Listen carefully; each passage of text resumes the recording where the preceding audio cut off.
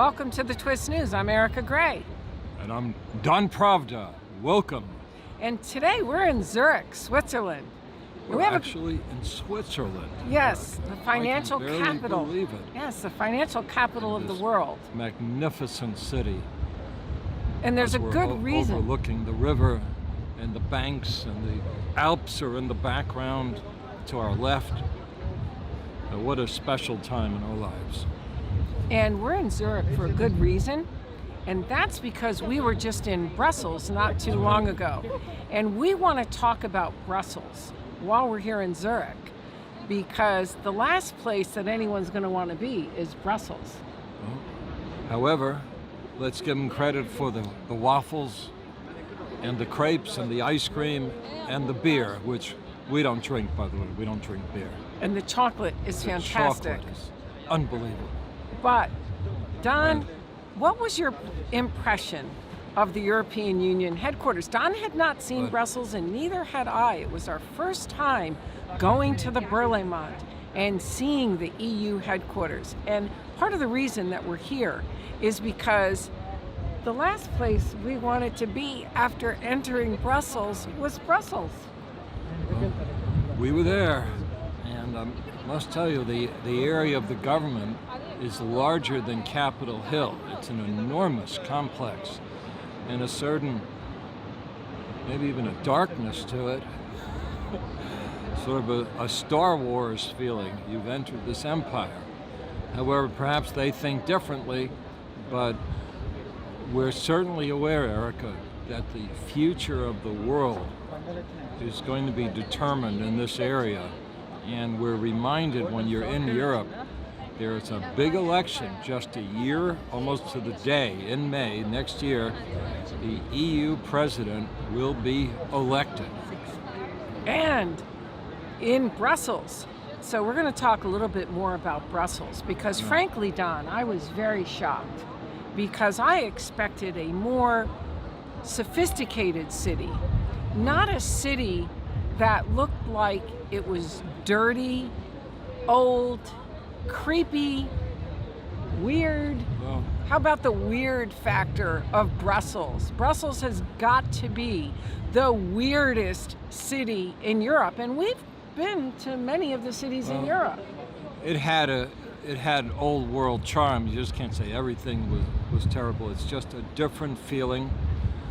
It's not Paris anymore, and there's a certain rustic beauty to the city. You can't deny that, but it's not. It seems was not our place. Wait a minute, rustic beauty. There was graffiti almost everywhere. And when you got into the train station, there was this graffiti, the old-style buildings that had no appeal, and then you had these cathedrals that were literally spooky, and a mix of people that were just somewhat odd and bizarre. But the cathedrals are what the draw is to the tourists, so the cathedrals are... Not in Brussels. They're not going to Belgium. They're going to other cities in Europe. And when you go to Brussels, you understand why they're in other cities. But the shocking piece is that you hear so much, if you follow international news, you hear Brussels, Brussels, Brussels, and you go there and you can't wait to leave. And the European buildings are monolith. They are staggering in their size, and people have no idea, because they look at the EU as an economic grouping, but it's not. It is a political power as much as it's an economic power. Don, would you like to comment on that? Well, I think of it more as particularly now, a political city, a political power, where future decisions are made. We saw the headquarters of the EU, which is sprawling. This is not a little place. This is not a storefront. These are enormous. Not a storefront. Enormous no, buildings. It's not a storefront. And it's obviously a seat of power when you are there. it's sort of a kind of a United Nations that is present in Brussels. Bigger than that. It's bigger than a United Nations. I don't think you have a clue until you see the buildings. And then we saw the EU Parliament in Strasbourg. It is just as powerful and monolith in size as the Parlement, the Council. In this particular case, in the Parliament in Strasbourg, we were there inside. We were literally in the area where the voting is done, sort of like, for me, it reminded me a little bit of Congress in the United States, but it's larger. 705 people vote on legislation. In America, we have 435 Congress people and 100 senators, so it's larger in Strasbourg than in Washington. And that's the feeling when you're there. It's an enormous complexes, and you feel a sense of history there, and you feel a sense the future of world history is going to be decided in France, in Germany, and Belgium. Well, actually in Strasbourg. Yeah. Excuse me, I got tongue-tied for a second. And in Brussels. The plenary in Strasbourg, the European Union Parliament, meets 12 times a year. There's 12 plenaries that take place in Strasbourg. The other meetings take place in Brussels. Yes. But Brussels is definitely the city of weird. You have New York City, which is the greatest city in the world. Rome is an ancient city. Paris is charming. And Brussels is weird. I mean, would you say that was the one word to sum up Brussels? That's why the people are eating waffles and ice cream, all that sugar, to escape the darkness and the hardship.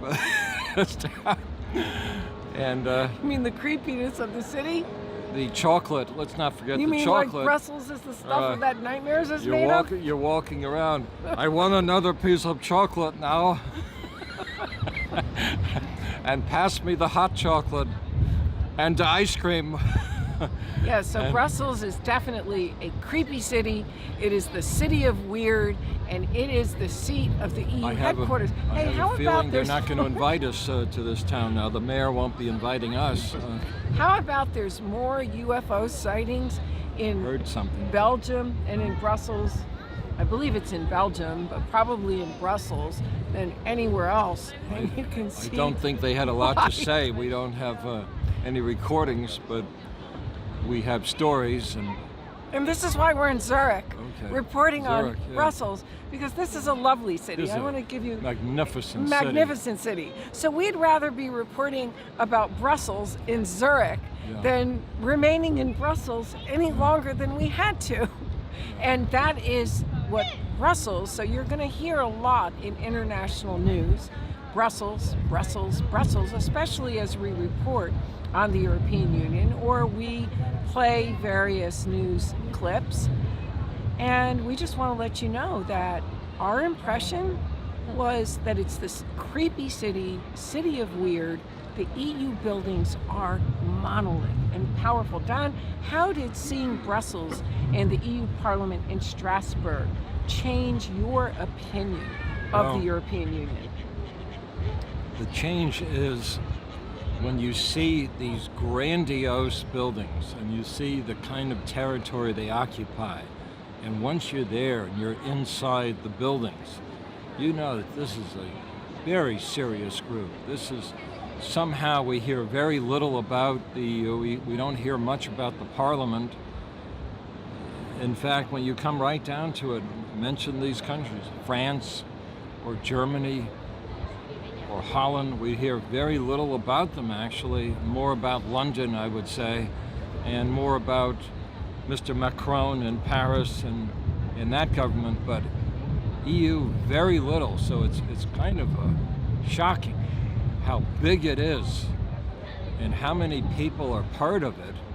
And let's not forget, every legislative body needs a staff. They need people who work there, the people who do the security.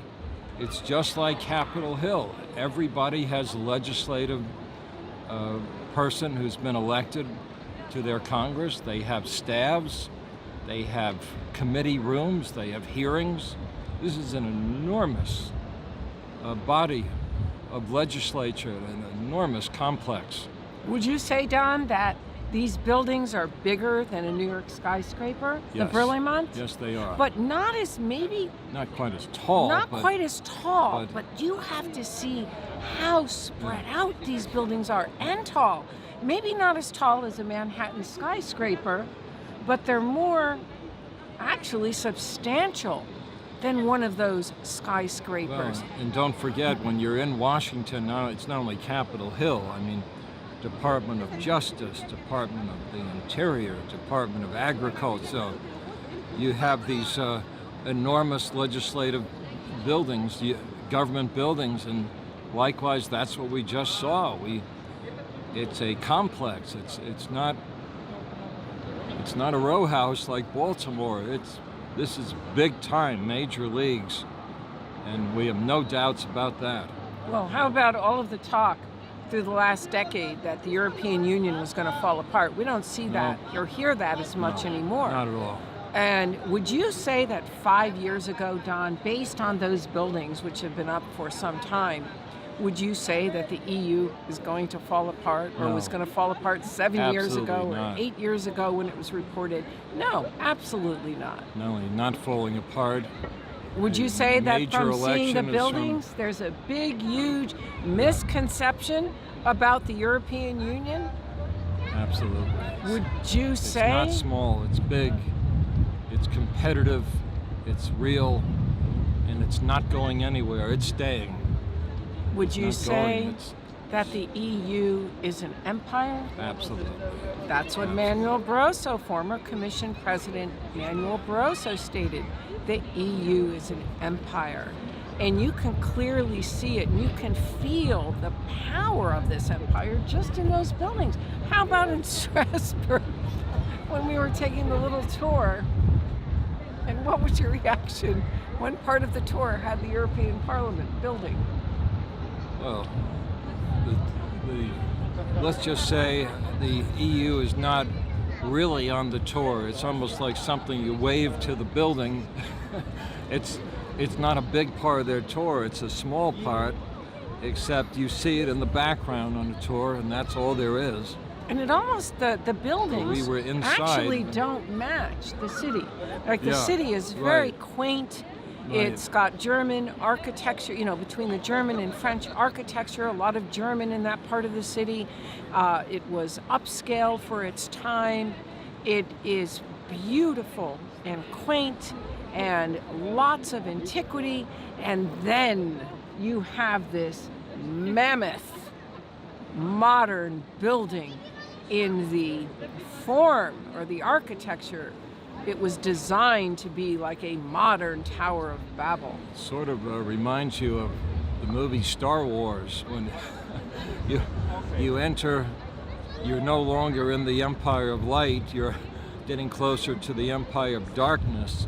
And the contrast in the film, we'll just say the good people entering darker, unknown territories. Of course, you know who's going to win the battle in Star Wars, the people of light. This is a little bit more nuanced, and we'll have time to talk about that in the future.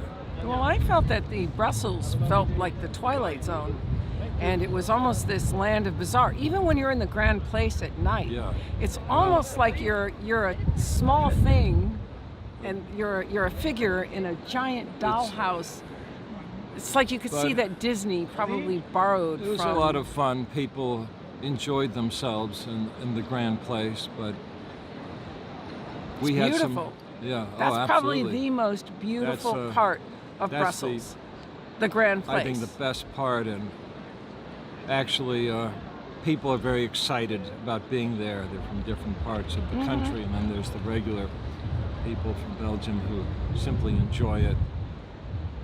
And let's not forget about all of that chocolate. Oh yes, the chocolate is phenomenal. Like you start Which eating I that didn't chocolate, eat. you can't stop. The Belgian waffles are great, but it's still Belgium Okay. and it's Brussels. And we were there for a day, and Okay. that was enough.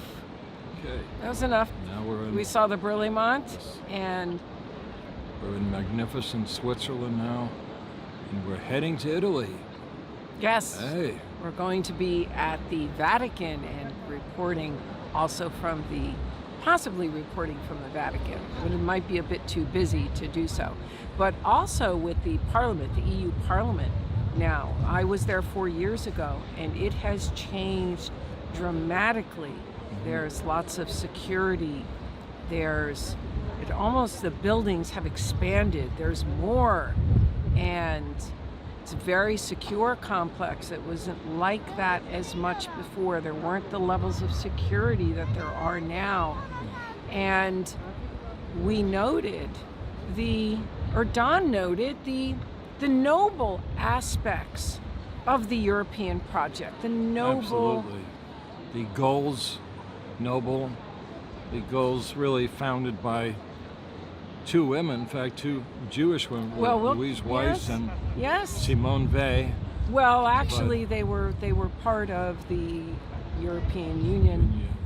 Simone Weil With, was the first Federalist ideas. female president, First president of the EU Parliament. Yeah, which is quite an achievement going back to 1979.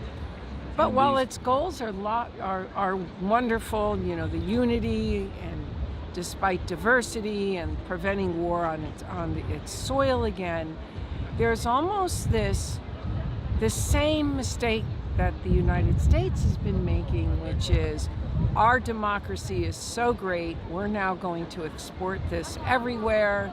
We are the shining example. So there is that attitude now that the European Union has, that the United States has been very guilty of having and carrying this.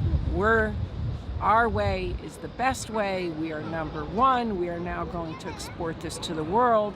Did you see that element, Don, in the writings? Yes, absolutely. The writings, let's focus on two people for now, Louise Weiss and Simone Weil, and their followers, and that Louise Weiss knew the greatest writers of her generation, and they participated in her project in her little, actually college. They believed in what they were doing. They looked at their work like the French Enlightenment, goals of peace and of countries uniting together for common purposes, including not going to war over steel and coal and commodities, and trying to prevent war. However, the reality is it didn't really happen. On the other hand, Thomas Jefferson wrote about a lot of democracy and every man is equal, but the country had to go through wars, changes, the end of slavery, and in this country where we're at, they have been to war. And they know what it was like to go through world wars, and they remember the casualties of war and people being deported from their nations. Right. So while it's noble and lofty, Right. part of the problem is there's a huge democratic deficit within the institutional structure of the Right. European Union. Right. And then it's the old saying that absolute power corrupts absolutely. And now you have the EU making rules which the other nations must follow, such as its Digital Services Act, AI, that's the new one on the table for AI, that's just been approved by the European Parliament. They're going to write the rules there. Battery directive. You have Emmanuel Macron, who came out and talked about reciprocity clauses.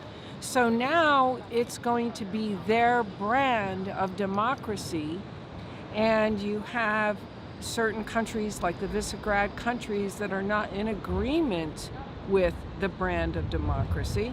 And so there are definitely some issues which need to be looked at with an empire now that is beginning to punch up to its weight and have potential power. Don and I talked to a Romanian while we were in the EU Parliament, and he stated that he foresees that the EU is going to overtake the United States. That view, Don, That was view is not common. there before. But now it's It is common, because didn't you say? Now. becoming Yeah. more. I mean, it was almost shocking to hear that being voiced. So anyway, the point of this show is to talk about the EU, but also to talk about Brussels and how shocked I was. It was my first time in Brussels, seeing how creepy, weird the city actually is, and that this would be the seat of the EU's power. This would be the capital. This is the place that all of the Europhiles are going, because it's the place you want to go and leave as soon as possible, other than to be munching on Belgian chocolate.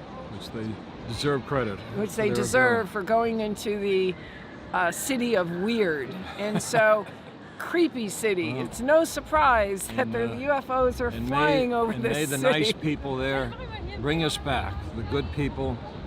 And if there's a good UFO out there, we welcome your invitation.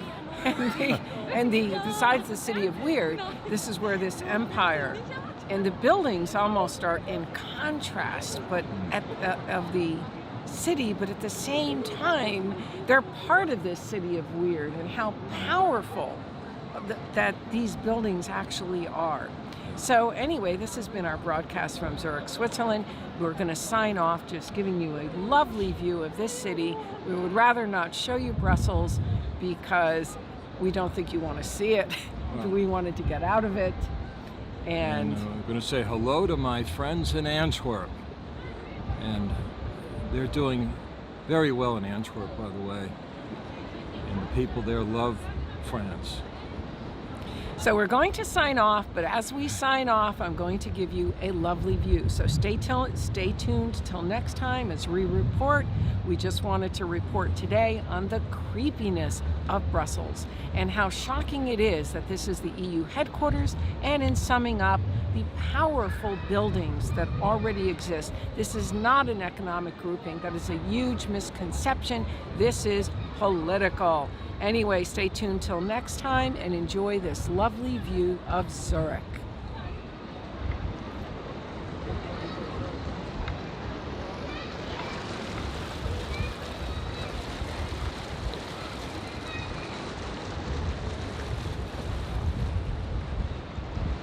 And thank goodness it's not Brussels.